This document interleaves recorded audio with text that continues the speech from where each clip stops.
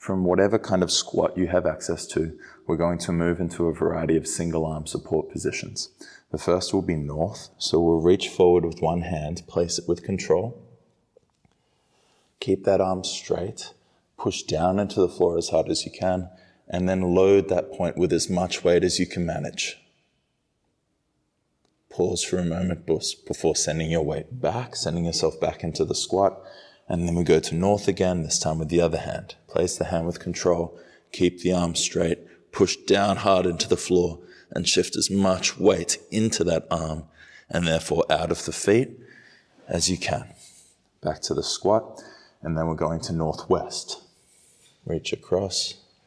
Try to avoid just turning to the hand and doing the same thing we just did. Maintain your forward orientation with the chest here. Shift the weight into that point. Back to the squat, northeast, reach across on this diagonal, load this point with as much weight as you can manage, take the weight out of the feet, send yourself back to the squat, go over to west,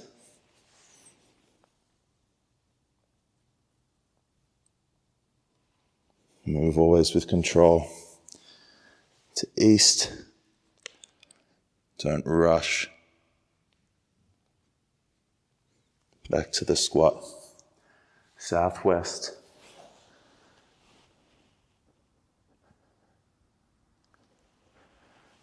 and squat, southeast, as much weight as you can manage into that arm, keeping it straight, pushing down hard into the floor, and then south,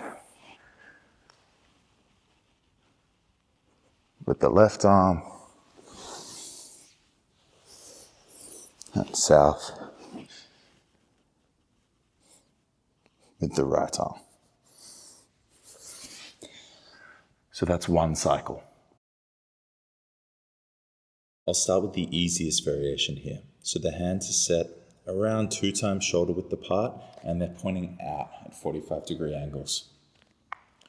You're going to send your knees back so they're not below the hips, but to where the hip angle is open. Yeah? And then from here, we will lower down. You'll add a degree of elbow bend that's appropriate for you. So you want to find a height that you're able to maintain throughout the movement. For some people, it will be here. Some people, it will be lower down. But we want the chest to stay more or less at the same level as we transition side to side. So say I choose this height. I will transition across to one side. I look back to the other arm as I do that. So right elbow is bent. Left elbow is straight, and I'm looking at my left hand. And then keep the chest at the same height and transition across to the same position on the other side. This is the archer position. One arm straight, one arm bent. And we'll transition side to side, always looking back to where we came from. Again, the goal is to keep the chest at the same height throughout the movement and also avoid letting the lower back collapse down. Okay, the full version with the knees down will be done with the chest brushing along the floor side to side. We're not putting any weight of the chest into the floor, but we're brushing along the floor weightlessly. So you'll go down to the bottom position, again on the knees here, and transition side to side. Make sure you fully straighten that arm. The full version is done with the knees up off the floor in the full support position, and again with the chest brushing very lightly along the floor as you transition side to side between the archer push-up on the right and the archer push-up on the left.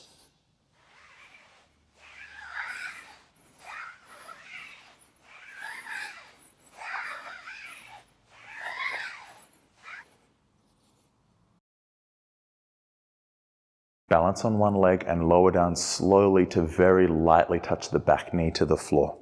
So you'll squat down,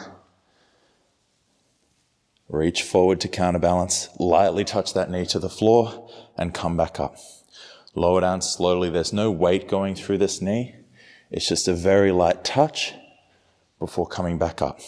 The difference between that and falling through the last little bit of the movement and bouncing back up out of the bottom position, which would mean I'm hitting my knee into the floor or putting some weight into the floor, is that then I don't develop strength at that end range position, which is the most challenging position. So that's where I want to build strength. So I don't want to do this. Yeah? Instead, demonstrate control the entire time all the way into the floor. Lightly touch the knee just beside the other heel and come back up.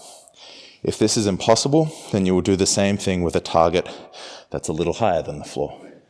Yeah, so better to do this with a target and do it well than to do it poorly, performing the full version. Again, lower down slowly, very lightly touch that target and come back up. Only the knee touches, not the foot or the shin of the back leg. If this is easy for you, then you can elevate the front leg to make it more challenging. You would elevate the working leg. Start in a straight arm support position with the hands shoulder width apart. The legs are straight. We're avoiding any elbow bend here. Now, there's a strong tendency to bend the arm, so don't let that happen. Keep the arm locked straight, and we're also going to externally rotate the upper arm. So you're turning the pit of your elbow, the inside of your elbow, forward throughout the movement. The arms stay locked straight. Now, from here, you'll cue a tail tuck. So we're not here, we're here, posterior pelvic tilt. Squeeze the glutes as you do that and brace the abs as well. We're going to maintain this position as we move into scapular retraction, touching the shoulder blades together, and then protraction, spreading them apart, pushing down hard into the floor. Retraction, scaps touch each other, shoulder blades touch each other. Protraction, shoulder blades spread apart. And when you think you've protracted as much as you can, try to protract more, push down into the floor harder. When you think you've retracted as far as you can, try to retract farther and touch the shoulder blades together. Now, it's not a cat-cow movement, so we're not dropping the belly down or letting the lower back arch when we retract, and we're not sending everything up when we protract.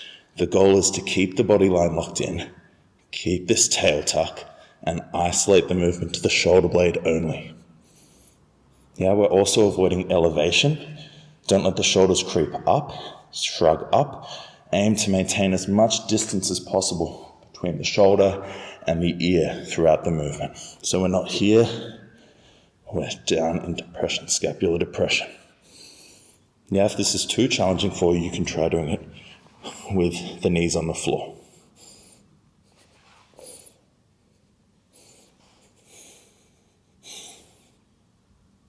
Remember at the top to push away from the floor as hard as you can.